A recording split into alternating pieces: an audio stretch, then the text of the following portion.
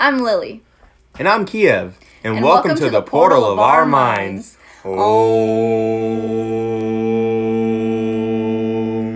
want to do a video like our very first video we ever made where we asked each other questions and just talked like that. I want to do that today. And he's like, yeah. And then I just remembered yesterday was the anniversary of our very We were like, holy smokes. Hey guys, and welcome back to another piece of our minds. And today what we have for you is a little questionnaire. A Q&A, but with K and L. Must. A Q&A, but with K and L. I like that. What do you think of the afterlife? Okay, the afterlife.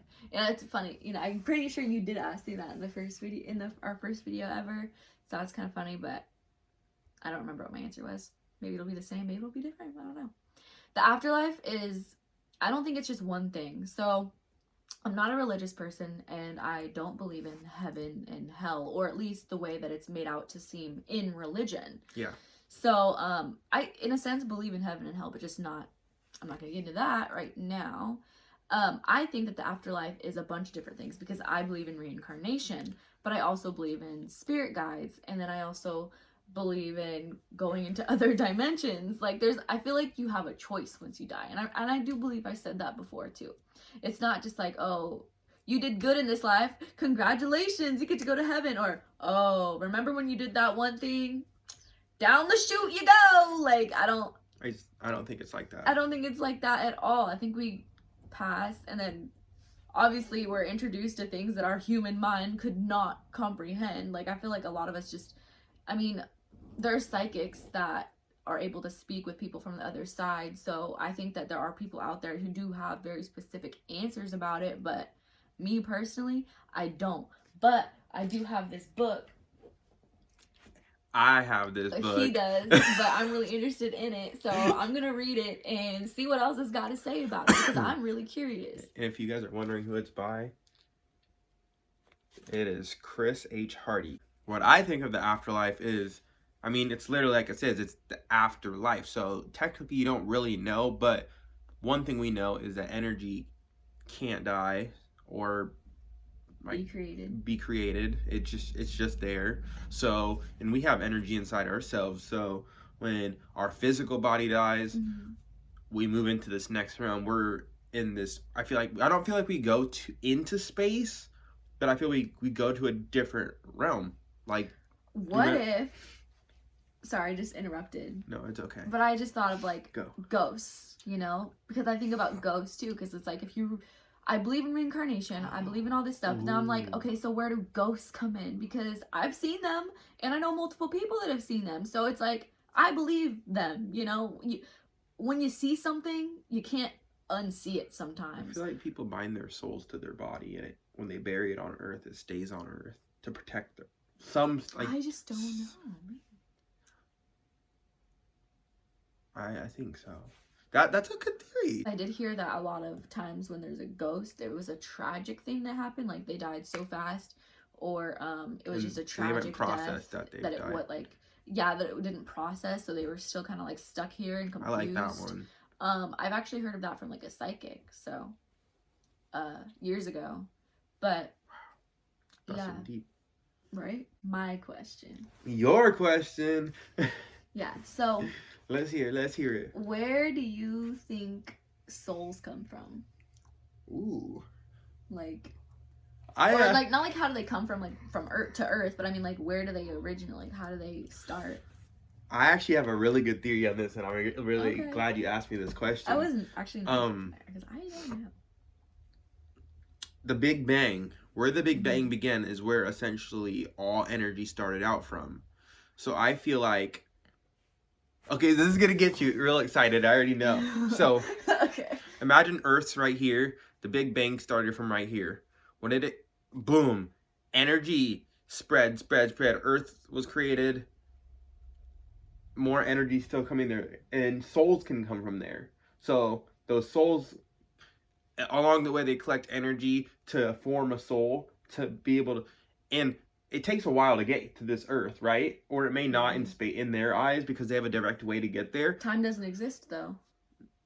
I know, but it could take them years. It could take them a couple seconds. We don't know. That's what I'm saying. Oh, gotcha. But Okay.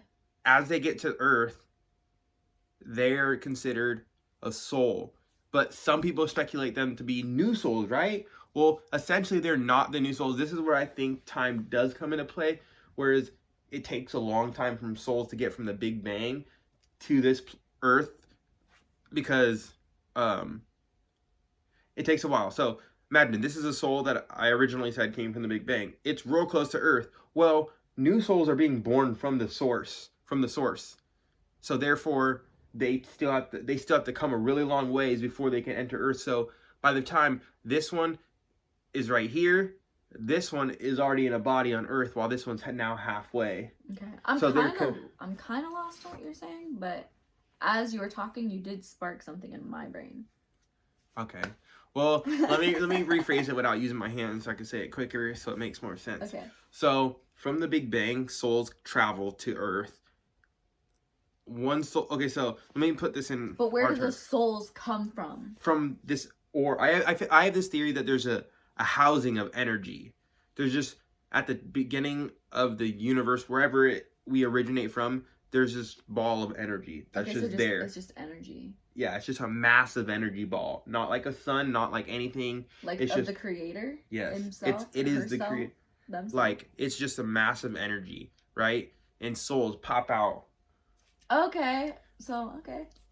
That's basically what I was asking. Yeah. Okay, so I just had, like, a theory come into my head as you're talking, because as I asked this, I literally had, like, I couldn't even think of anything. But I think, so there's energy, right? We all know that there's energy. This, right here is, like, energy. I'm energy. Everything's energy. And then I thought about the consciousness and the collective consciousness, and how I had this dream once where, first of all, I already have this sort of belief that everything's alive. And when I say everything, I mean everything, like even a blanket, like everything. I know it sounds crazy. But I had a dream one day where someone was like talking down upon the clouds, like, oh, like that cloud looks dumb, or like something like that. It was really weird. And I like looked at them and I snapped at them and I was like, excuse you, like that cloud has feelings, like everything has feelings.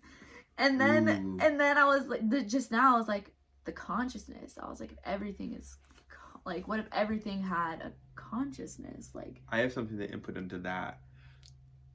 That honestly makes sense, because if you think about it, back in Greek mythology, for example, there were wood nymphs, spirit, like nature fairies and nymphs and spirits that would come out and like be a physical, so you could talk to them and whatnot. And I mean, think about this also. In The Wizard of Oz, the trees, they were talking and they threw apples. Well, I do believe that if anything's going to be alive, it's going to be the trees, the plants, the water, That was a subliminal message, I just realized. Them showing that the trees were talking in this land. I don't know. There's a lot of cartoons and stuff where inanimate objects can talk. But, I mean, that's obviously, those are cartoons. But, like, on a deeper level, though. On a deeper level about the Wizard of Oz, real quick, all trees can talk. And the Munchkins are essentially all children. They act like children in the movie.